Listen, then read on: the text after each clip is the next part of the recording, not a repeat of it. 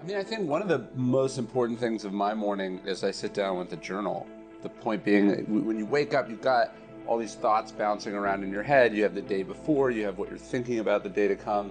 And when you sort of sit down and you put this out on paper, you're getting it off of your shoulders and just sort of out into the universe. When I sit down, I do the daily Stoic journal, obviously, but I try to make it around what I thought the sort of Stoic methodology was, which is like you prepare for the day ahead, like what's your intention, what are you thinking about, what do you want to do, and in the evening when things have slowed down, you come back to that and you actually like ask yourself, how did you do? This is what Seneca did. He was talking about how he waited for his wife to go to sleep. He wrote this in a letter to his brother. And he would sit there and he'd put the day up for review. He's like, did I do what I said I was going to do? Did I hold myself to the standard I said I would hold myself to? What's something I could do better tomorrow? And that's like what I think about in my journaling. There's that line from Anne Frank where she says like, paper is more patient than people. I think that's the other really great benefit of journaling is you take the things you're frustrated about, you're pissed about, that are bothering you, and you get them down and you work on them rather than, sort of just blowing them out on the people in your life.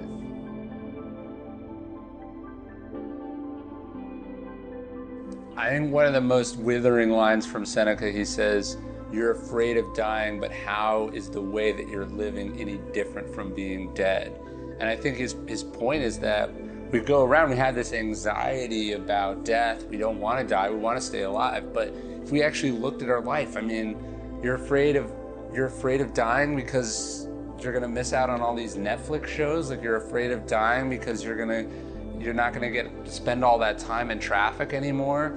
And Marcus Aurelius, he said something really similar. He said, you're afraid of dying because you can't do this anymore. And it's the same idea. Like we waste so much time. So much of life is absurd and lame and ridiculous. And we're really just like burning the days. We're almost like prisoners. We're just watching the second hand on the wall just tick away until we are freed by death.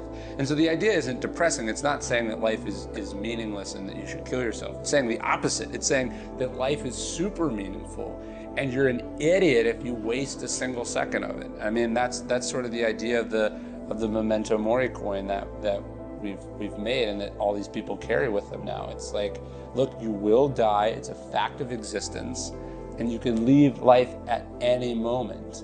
So let's make sure that you make the most of this moment.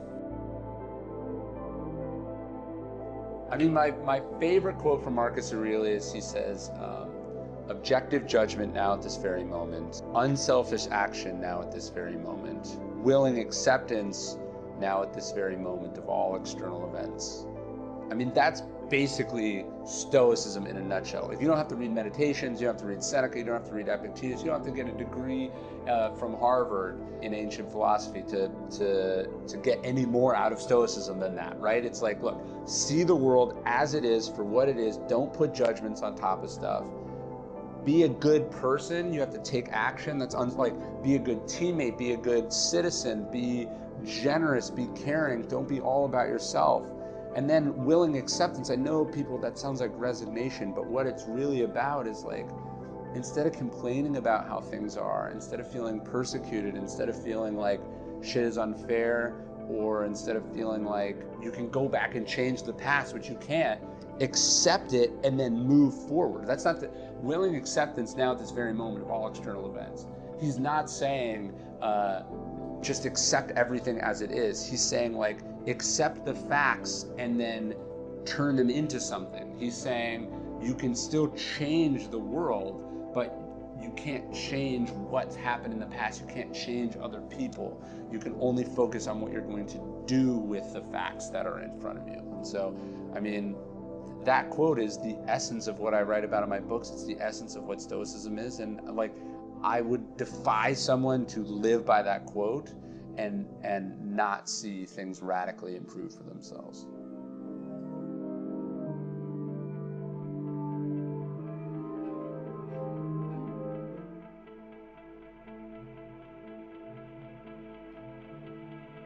What do you do when you meet an asshole? There's this quote from Marcus Aurelius. He's not talking about assholes. He's talking about, he says, when you meet a shameless person, when you come up against someone's shamelessness, you don't get angry about it. You don't let it bother you. You say to yourself, look, is a world without shameless people possible? No, of course. There's a certain percentage of the population that is shameless. Okay, you met one of those people. Like, you know they have to exist, and now you met one. Why should that surprise you, and why should that upset you? And I think you say a similar thing about assholes. Look, we know 1 in 25 people is a sociopath. What percentage of people are having a bad day or being a jerk or had bad parents or just rude or awful? A certain percentage of the population. So when you see those people, you just say, look, that's them. I've met one. Now increases the chances that the next person I meet will not be one of those people. And I think that the other thing from Marcus about when we meet assholes is, he says the best revenge is to not be like that.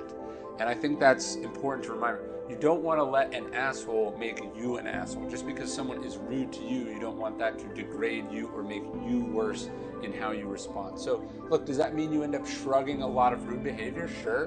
Does that mean you take some hits from people that you don't deserve? Sure. But you move on. You got your own stuff to deal with. I don't think you want to let, just because someone else is selfish or awful or mean or rude, you can't let them throw you off your game. You got to focus on yourself. And then the other thing that Marcus says about assholes, though, is he doesn't say that you let people take advantage of you over and over again, or that you fall for the same mistakes over and over again. He talks about, like, look, if you're in a boxing ring and one of the other boxers is cheating, they're punching below the belt, they're biting, they're scratching, they're gouging, that's going to change your strategy of fighting that person. But you learn from it, you figure out how to adapt to it, and you're made better for that exchange. So that's the Stoics on how to respond to an asshole.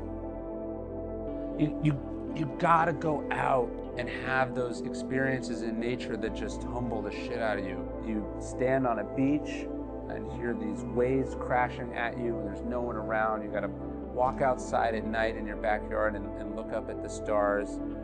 You gotta walk city streets when they're empty.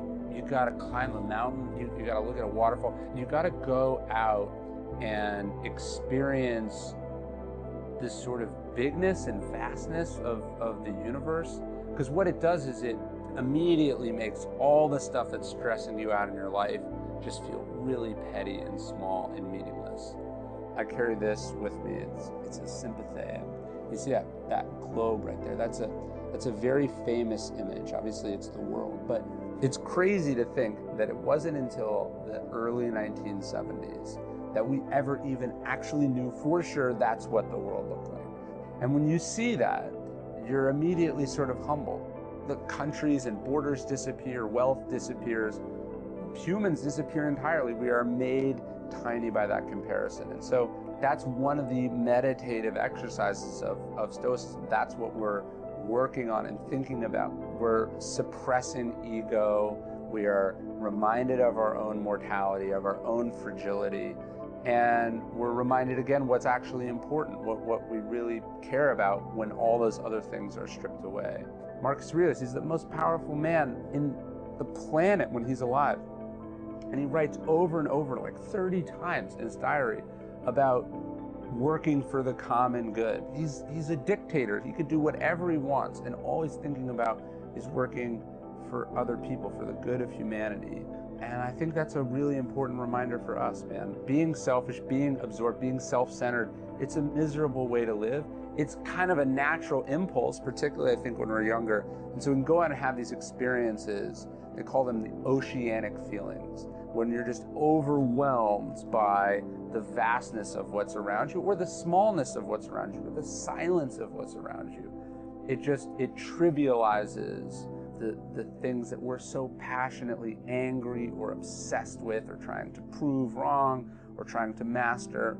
And then we can go back to those things, I think, fresher and more sober and more clear-headed and just more authentic and generous and present. And so if you want to be less self-centered, you got to go out and have experiences that make that impossible.